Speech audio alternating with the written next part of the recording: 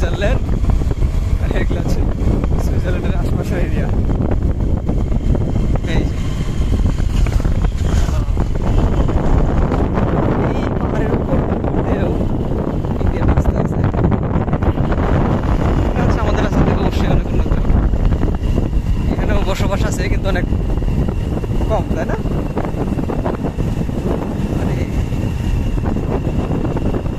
ওই পাহাড়টাই হচ্ছে বেশি বড়, হয়েছে সুইজারল্যান্ডের যে পাহাড়টা, হ্যাঁ ওটাই বেশি বড়।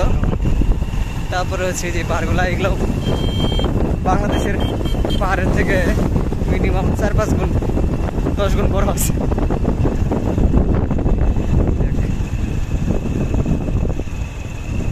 সম্পদ সব দাদাদের।